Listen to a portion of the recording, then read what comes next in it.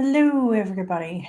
So, first things first, I apologise if you can hear a load of noise. I don't know if it's the same assholes upstairs as it was before, or it's a whole new problem, but it's a lot of noise. So, I'm really sorry if you guys can pick that up on this live stream. There's nothing much I can do about it. But for this particular live stream, we're going to be owning shadows. We're going to be talking about some of my shadows in particular, and that's why I decided to do this live, even if it's a little bit early for people. It might be a little bit too early for people, especially in the US, but I decided to do this live because I think it adds to the vulnerability aspect. I think it adds to the honesty aspect.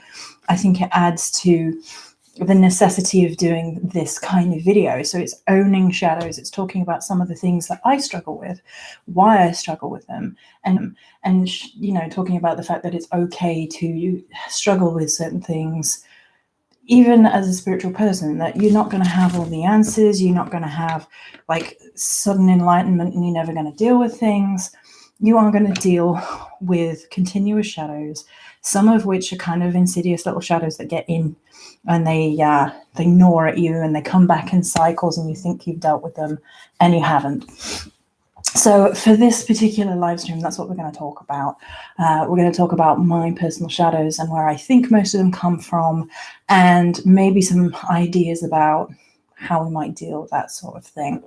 If people do join for the live chat, feel free to talk and join in if you so wish, but I'm not expecting a whole lot of people at this time. It's a little bit early for most people. So, one of the biggest shadows I deal with is that of not being enough, not being liked, and then I have shadows of being cheated on and jealousy and things of that nature. These come from various sources. It's pretty easy to identify where they start, I think, for the most part. But in terms of really understanding the complexities of shadows, they can be a bit sneaky. They can come up in all sorts of unexpected ways. So I thought we'd start with something that I've been looking at, dealing with, and feeling out in terms of sisterhood.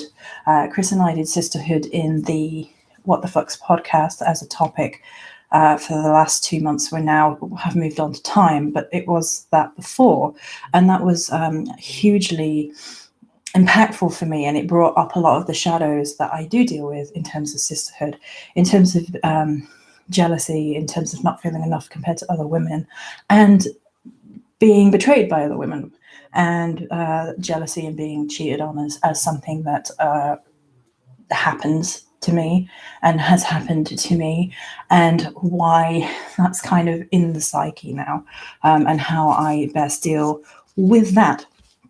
So first and foremost, I think it's actually a misnomer that like women are described as naturally jealous creatures. I think this is an excuse that it gets perpetuated as a stereotype of women. Everybody gets jealous, everybody. It's not just women. So let's avoid that right out of the bat. There are certain things that definitely do trigger my insecurities, certain in behaviors. Hi, Helen. With regards to jealousy and why that is. So certain things do trigger me. Lying to me will trigger me straight away, like any lie. If there's any lying going on, that's it. Hi, Barbara. And then I'll immediately begin to question everything if you are caught out lying about anything. And I think that's, I'm not sure that that's unreasonable. But you can't lie and think then it's going to be okay if you've been caught doing it. And even if you haven't been caught doing it, it's not okay. Like, I'm the kind of person that I'd really rather have the harsh truth or something than pretty lies. So that definitely triggers the jealousy response in me. And I can talk about past experiences with people who have done things. So the biggest cheater in my life was when I was a teenager. And boy, was he a piece of work. He exhibited all of the signs of, I don't know what you'd call it, but the worst kind of man imaginable. He was secretive And the minute you're secretive, that's like, well, if you're being secretive, you've got a reason, right? I don't know if that's less reasonable, but it feels like that to me. It's like if you're behaving in such a way that is a bit strange, then that immediately triggers the kind of shadows of jealousy and insecurities that I have. Hi, Avalon. Thank you. Thank you. My book is big excitement for me right now. So what he would do is he would pick up different women. He would be talking to them online. He would hide all of his stuff so I couldn't see it. He would go out and meet with them and sleep with them. And all the time he would gaslight me. He would make me feel like I was being ridiculous, that I was being a jealous shrew, that my instincts and my gut were wrong. And, you know, I was at fault, not him. And that was the entire premise. So when people refuse to talk and don't take any personal responsibility and don't try and see it from anyone else's point of view, these things also trigger shadows of jealousy for me. When people are looking elsewhere, I mean, that's probably fairly obvious, right? Like, I'm not sure that that should even count as a trigger of a shadow when people or in a relationship or whatever are looking at other women. And I'm not talking about like celebrities, and I'm not even talking about porn, because porn doesn't bother me at all. I'm talking about like meetup sites. I'm talking about like personal Facebook accounts and like hovering around certain people suddenly and being strange with regards to certain other people suddenly. It's all, to me, it's indicators of like intent to cheat. And whether that's right or wrong, I can't tell you. Maybe it is intuition, maybe it is instinct and gut intuition, and maybe it's partly me. Yeah, there is also that, Barbara. This behavior triggers me too, but that's because I was always right. Yeah. The problem is for me as well is that I've always been right too in those circumstances. Like when something shady is going on, or it feels like something shady is going on, is usually because it is. I have a theory that you can't actually really lie to women. Like, women always know, and it's whether or not they choose to act on it. Or choose to let certain things go. But I have this feeling like most women always know. I think even, but I'm sure some people do get blindsided by it from time to time, but then maybe looking back on it, they had an instinct and they ignored it, kind of thing. So do I consider myself to be a very jealous person? I can be, but not really. Like, for me, there kind of has to be a behavior before jealousy is arrived at. And like, I'm telling you now, if like I'm feeling jealous, there's a core root of it. It doesn't come out of nowhere. Hi, I'm so glad you liked the book. Thank you so much. It's 4:33 a.m. I'm in Europe early. Geez. Yeah, and I can hear banging and stuff again now. I'm sorry if you guys don't pick up on any of it. I was really hoping that we were over this, because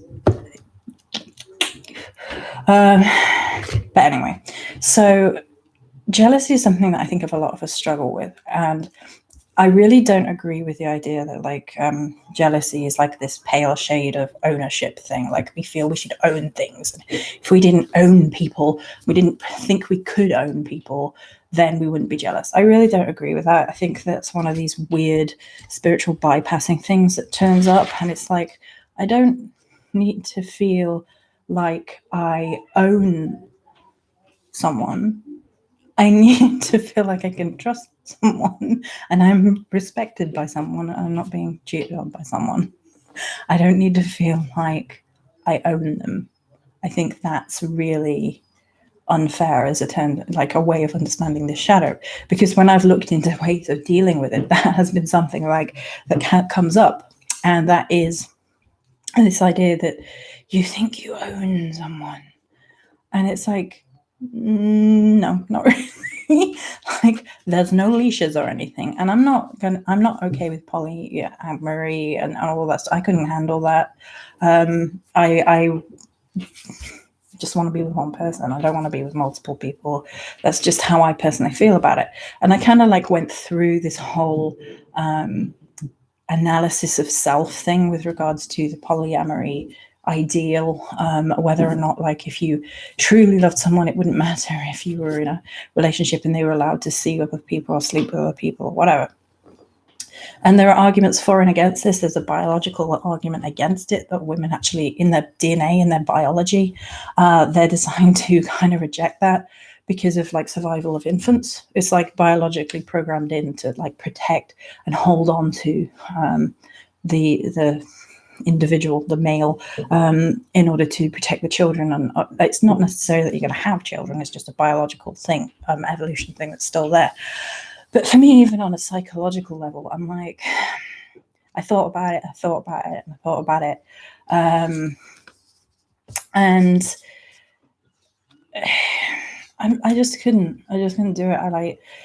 I feel like, to me, if somebody is a person that you can bring your best self to, and they bring their best self to, and you create this incredible vibe, then I'm not sure that you need to be going here, there, and everywhere to get that. Like, it seems less invested to me. It seems less important to me. It seems like it kind of waters everything out a bit rather than the intensity that I would need. Helen says, my jealousy stemmed from being abandoned as a child, then choosing the wrong men. Yeah.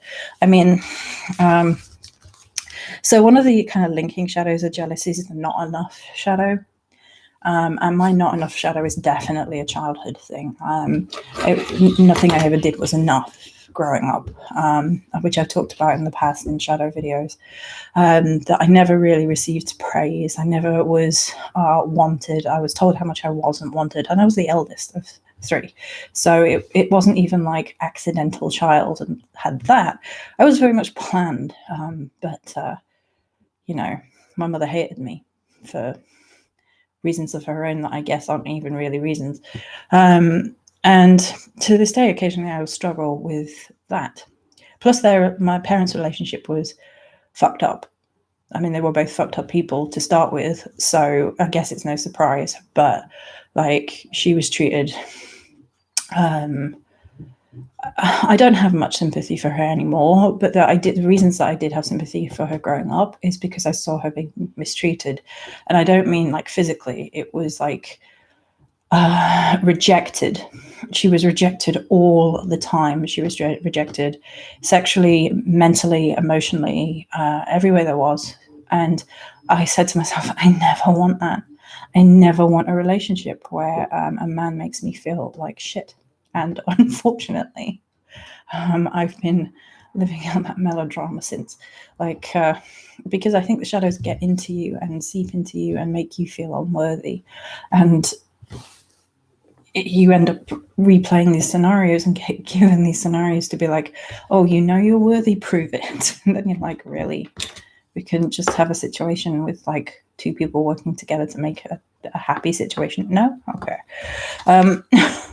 But I think jealousy definitely stems from that. There is definitely a kind of like an integrated part between those 2 things. And they kind of feed, because like, if you're thinking that they're looking elsewhere, they're looking at other profiles, they're looking at dating websites, they're looking at other things, and you find out about it and you already don't feel good enough, then you're not going to look at it and think anything other than they're up to no good and I'm being replaced. And I think with that, the actual answer lies in power as women and sisterhood. I'm actually going to be recording later, if I can manage it with this noise going on, a spoken word piece that I wrote yesterday and I put out on Instagram, which is the sisterhood side of it. And I think it's really, really important that we talk about this as women. So, I mean, guys too, but let's talk about this as women for the most part for this. I think it's really important to reignite a sense of sisterhood, of standing by fellow women. You don't have to like them. You don't have to agree with them. You just have to stand by them in situations where you are being asked to demean another woman and tear down another woman. And I think we've all been guilty of engaging in it at some point or another. of believing the worst in a woman because somebody else said so. And how many of us have been kind of tricked into thinking the worst about a woman because a man said so. And I had an ex who was up north, and he used to say all these things about his ex. He used to claim she was a horrible person and this, that, and the other. And what actually happened is he was a shit. And he wanted me to hate her so I wouldn't find out about it. And as I came to the final realization that she was actually a really nice person, I spoke to her once. She said to me, he's playing mind games with you. He did that to me. And if you need my help, you can have it. I'd never met this woman. I'd never spoken to this woman. But she said that to me. And in that moment, firstly, all his bullshit was dispelled from, like, scales fell from my eyes. But I also admired her incredibly because she had no reason to say that she would help me if I needed it. She didn't know me. All she knew was that I was with her ex and he had fucked her up so badly, he'd hurt her so badly, that she felt for another woman going through it because he was repeating the same shit. And she taught me a lesson about solidarity that day. And it stayed with me. I still struggle with some elements of it. I definitely do. But in terms of sister solidarity, I think there are things we can do, right? If a man's coming to you and he's talking to you and you're like, you're married or you're in a relationship and I'm not entirely sure you should be talking that way, then say so or step away. Like, don't engage with it. I know there are women who don't give a shit about other women and they take, they take other women's guys or whatever and they justify it by all sorts of things. Don't be one of them. I know that we as women can get lied to and we can fall into situations that we thought were more honorable than they are. I know that definitely happens. And when we find out later that they're not, it leaves us with a kind of a feeling of something on the inside, like something gnawing, something unpleasant. But if you're in a situation where a guy is basically disrespecting his woman, don't be a part of it. Just don't be a part of it. Like, this is something that I keep talking to myself about. Like, it's the way that women get at women. Ooh, the chat just the chat just disappeared. It just disappeared and reappeared. That was weird. Sorry. The chat went vroom, vroom. It's like the spirit's going yes, no, or something. And so there is always like blame. That people always blame the woman, and I mean, if your boyfriend is cheating, it's not her fault. I mean, let's not take blame away from anybody. If she knows, then it's her fault too. But it doesn't stop him from being held accountable. It doesn't stop him from being to blame. Like, they're both to blame, especially if they know. I actually, like the guy that I talked about in the beginning, the horrendous asshole. He and I went on a double date with his then friend and his then friend's girlfriend. And she slept with my boyfriend that night after she'd met me. And I said to her, like, you met me, you knew about me, how could you do that? And she said, I don't give a shit about you, I took what I want. And unfortunately, some women have that attitude towards other women. And the only way I can think of that helps with that is to talk, be better, lead by example, and try and stop that kind of shit. Because the amount of shit that's caused between women because of men, lies from men, jealousy from men, and that is ridiculous. And it's not just men, obviously. I assume it happens when there are, homosexual relationships and stuff as well. I assume it's the same thing that happens. But really all we can do is be like, okay, I'm not going to be a part of a system which tears down other women so I can get what I want. We're living in a world which is really about that right now. Like, there's so much division right now. There's so much hating on other women right now. There's so much, you're not allowed to speak as that kind of woman right now. And it's like, no, right now we need all women standing together and being strong, because it's not just this, it's much like more scary shit than just shadows of jealousy. But we do all need to come together as women in a lot of cases. It's not just about men either. Being pitted against other women for their looks is something which keeps coming up lately. You're ugly, you're fat, all this, that, and the other. Oh, well, you might have this man, but he will miss me and look back on you years later and wish he wasn't with such a fat, ugly cunt, is something that's been said about me recently. And I was like,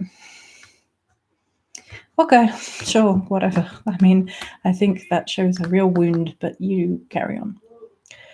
So for me, because we can only talk about our own shadows, our own difficulties, do I consider myself to be very, very jealous most of the time? No, not really. I mean, like if a guy was like, I'm trying to think of like who a celebrity these days is without feeling old, because I've got like Jennifer Lopez in my head and stuff. And I'm like, no, that's probably a bit old now. But so say a guy was like, oh, Jennifer Lopez, yeah. No, I wouldn't. I would be like, I don't care. I can do that too. Like there are male actors and stuff like, hello there. Like that doesn't bother me. It's celebrity stuff.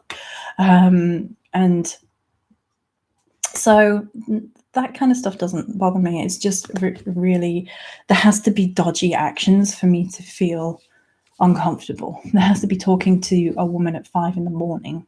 There has to be looking at other women on dating websites. There has to be all that kind of shit that's weird to me, and it doesn't make me feel comfortable. And so not feeling enough, not feeling liked is something that comes from that in terms of shadow work as well. I think we all probably deal with this one, thinking that we are not enough. And this wig, come on, wig, why have you gone fluffy? Dealing with shadows of not enough and not being enough is a struggle. And it does often come from being told that we weren't at some point. We've been told we're not enough in relationships. We've been told we're not enough in like parental, familial relationships, or at school, or by friends, so-called friends, enemies, whatever. People have told us that we are not enough. And this is definitely a shadow that I struggle with. And not being liked is another one. And I came to a realization recently. I had shared a article, and people were talking about the article down below with me. And there were some really interesting insights, both in the article and from the responses on the Starry Eyed Facebook page, from people who were responding to me. And I came to realize there was this really bizarre thing that was happening in our world, which is there's the veneration of busyness, right, in our world. Bear with me. It will come back to not being liked, I promise. And we have to be busy. We have to be on the go. We have to be productive. We have to be la, la, la, la, la, la, la, la, la, all the time. And I realize there are different kinds of people in the way that women present themselves. And some people present themselves as women, particularly, but men too, as I'm very busy, I'm very upbeat, I'm very lively, I'm la la la la la, in your face, blah blah blah. It's very extroverted, and it's very, very lively. There's a lot of movement, and that. And I realized that I am not that. I realized I'm one of the people who is still. I am one of the people who kind of embodies a stillness, and I've just always been that way. I'd prefer to listen. Like in new social experiences, I tend to listen a lot more than I speak, and it's understanding somebody. I think it's listening to their words, listening to their experiences, their stories, showing an amount of respect as well, because I'm listening to what they have to tell me, and then I have a little anxiety going on as well, so I'm not naturally forthgoing in certain situations. But even in the way I'm talking to you guys now, I'm still fairly still. I move my hands about a little bit, but it's not like this. It's like this. It's very still and measured. And I was reading in that sometimes the stillness kind of bothers people. They misread it as being aloof or superior, or like shyness gets taken to be rude. And I was like, that makes a lot of sense. Like that has actually helped me with my shadow of not being liked. I was like realizing that it's not necessarily that people don't like me, although some people won't. It's just an inevitability. But it's more to do with people have been kind of conditioned to think that one is approachable and one is not. The very animated version of the self is more approachable, more friendly, more funny. Whereas like they don't think of the measured and the stillness being as approachable. Avalon says, I'm 50-50, busy and still. I would like to be more still. The older I get, the more still I become. Yeah, I mean, in terms of like working, like doing the store stuff, and I'm like quite busy. I work quite a lot and methodically and things. And I do have the unfortunate side of business, which is what I don't always get back to people quickly because I'm busy. And that's not the good side of busy that people like. Although I think people do feel a kind of acknowledgement and wantedness when someone who's busy responds to them. Like if you get responded to by a celebrity or something, it's a big deal, right? Because they're super freaking busy and they're super famous and they can talk to millions of people, and they choose to talk to you. So like there's that moment of like recognition that happens from that super busyness. So there is that too. And come back, little piece of paper. You had all my notes on you. So I think the not liked, not enough thing definitely feeds into shadows of jealousy. Oh gosh, I'm playing with this pin and I just threw it on the floor. Oh no, I didn't. I got it. So I will say as well that I feel that shadows of jealousy are actually played into by unpleasant people. Unpleasant men, unpleasant women, people who basically try and tear people down by saying they are this, they are jealous, they are whatever. I've seen some of the most truly heinous responses and comments at the hands of people, men especially. Oh, why? Is she jealous of this? And I'm like, first thing, it's none of your fucking business. And yet these people insert themselves into situations which are none of their fucking business. Don't do that. Do you think you are the way you are because you are a Virgo? I think it has something to do with it. I have Virgo Sun, Virgo Rising, Taurus Moon, but all my underplanets underpants are on fire. A lot of my other signs are fire. There's definitely a thing that happens with Virgos where Virgos recognize patterns of behavior, which is something Chris talked to me about. And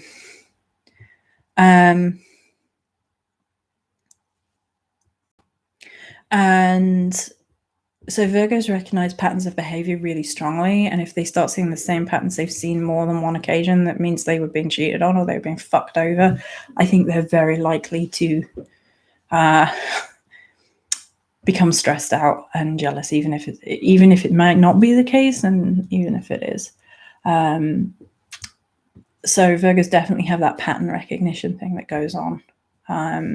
We're very mental though, Virgos, which means that we're at risk of overthinking, which is definitely a thing. Virgos can overthink and come to the wrong conclusions sometimes. We definitely do that sometimes.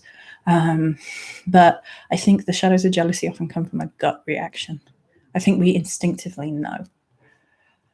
Do you think people are lying when they say I don't give a shit about what people think about me? I do. I think if you aggressively claim that you don't care what people think, you do. Because if you're like, I don't give a fuck what they say, look at the energy you're putting into that statement. Like, I don't give a fuck. Like, if you didn't give a fuck, you wouldn't need to say you didn't give a fuck. The statement of saying you don't give a fuck and you like, I'm so cool, I don't care. Like, that's putting so much energy into that statement that I think that people who like go down that road care about it more than they let on. I think there is a possibility of getting to a place where you care a lot less about what other people think, but I honestly feel like that doesn't need to be projected into the world. Like, when you've decided that you don't care what an individual says, morning, you get to a point where you're like, okay, well, it doesn't matter, and I'm just going to do me.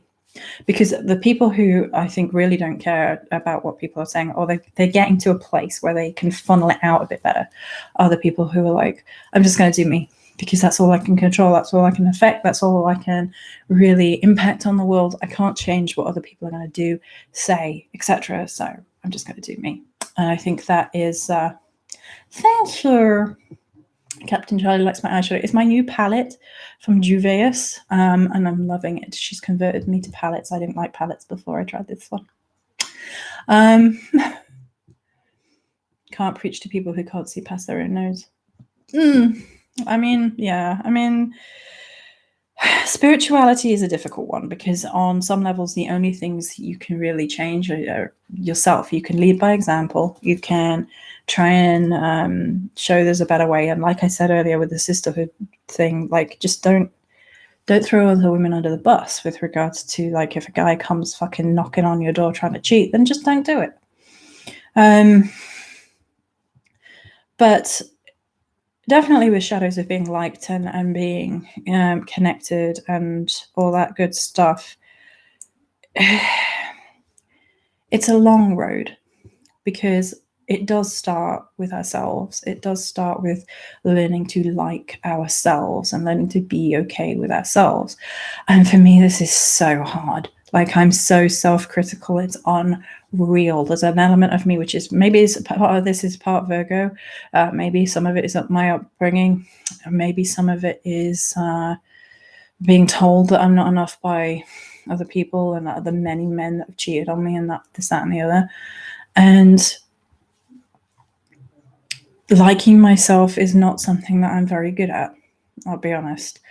It's easy to find fault with ourselves. I think it's much more easy to accept like they say, it's much more easy to believe and accept the criticism about ourselves than it is to hear and believe the good stuff that people tell us about ourselves.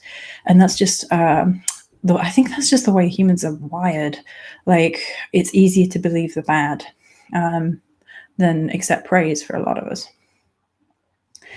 And so what happens is when you're being accused of being this, that, and the other by people who like, she's jealous, she's a bitch, she's a liar, she's this, that, and the other, she's like a stalker, I don't know, like some of the shit that I hear is insane. Like some of the shit I hear about myself from third parties, and I'm like, how does anybody buy this shit? Like, really? Does anyone actually buy this shit? Because if we believed all the stuff we heard about ourselves or people did, there'd be some crazy stories. I'd be like basically an Illuminati agent by now if you believe the shit that some people come out with. It's stupid. It's beyond stupid. I mean, the things that really irritate me, though, are like when people try and come at me for my spirituality as a person. Like, you're such a shitty person. How do you think you can be a daughter of the Morrigan? You talk about sovereignty and empowerment. How can you fucking talk about that? You're not a daughter of the Morrigan. That shit irritates me. Really irritates me. And I'm like, aha, you caught the tail end of a life. Yay, welcome ancient visions. That shit does bother me and irritate me because, firstly, fuck off telling people what their spirituality is. Seriously, fuck off. And the other thing is, everybody deals with shadows. Everybody deals with difficulties. Everybody struggles. And especially if you don't know the fucking situation, fuck off. Leave people alone. Like, it's self-righteous, arrogant, nasty pieces of shit that do this stuff. It really is. It's the worst kind of scum. And like, who do we think we are to tell a person who they work with, who their spirituality is to them, what they're going through? How I feel like being like, how dare you? But then I'll get as bad as them. So, like, you know, try not to. You don't look like a witch, Evelyn. What do witches look like? I'll wait. I got told that I don't look like a daughter of the Morrigan, actually. I was told that, like, upon looking on my face, a couple of people had decided I didn't look like a daughter of Morrigan. And I was like, why? And then people are like, oh, well, you're cute looking. And I'm like, what? I'm like, okay, judging books by covers, but okay. JR is a major target for a while now. I practice as freely as I like. I think not answer. I was asked if I bathe in blood. just every second Tuesday. I bathe in the blood of my enemies. No. Who has time to fill a bathtub full of blood? Can you imagine the fucking cleaning that would come after that?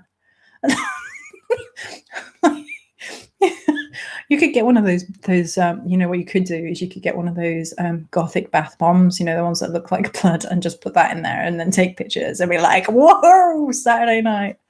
I'm sarcastic ass like that. That's what I do. I'd be like, yes, vampirism, go. But that would be me fucking with people and their bullshit, to be honest. It's really interesting that people feel like they have the right to interfere in those situations, and those situations don't help with our shadows, with our senses of self. Yeah, bloodbath and a glass of red, delicious. You need like a fake eyeball on a stick to like make a cocktail out of it.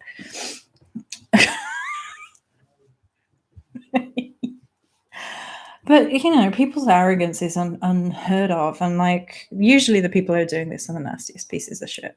Seriously. Like look to your own. Because the last person that was doing this to me was actually somebody who made fun of Holocaust survivors.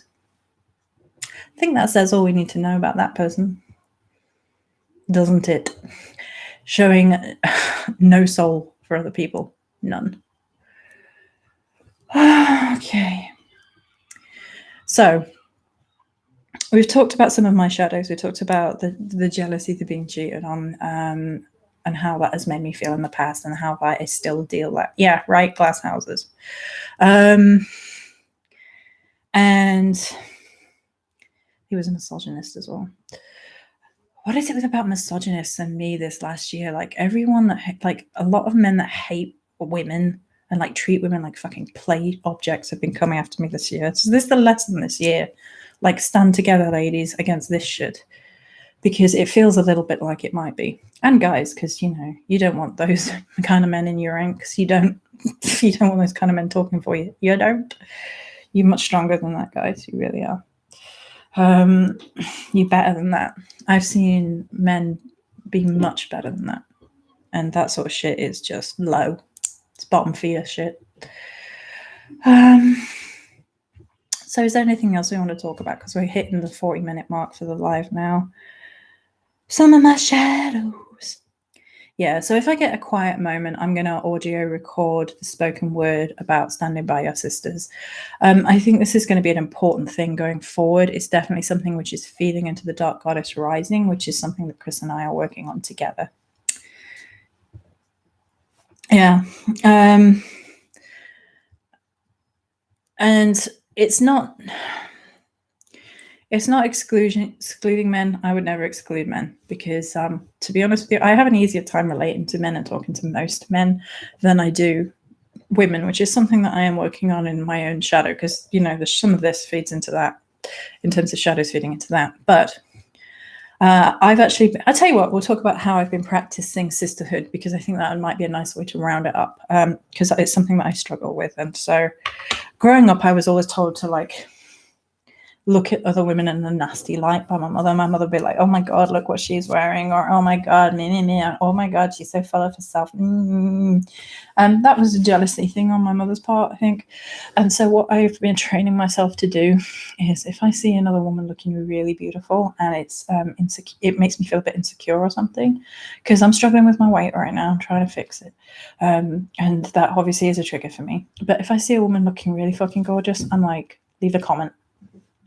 Tell her, like, if it's Instagram or whatever, just say something.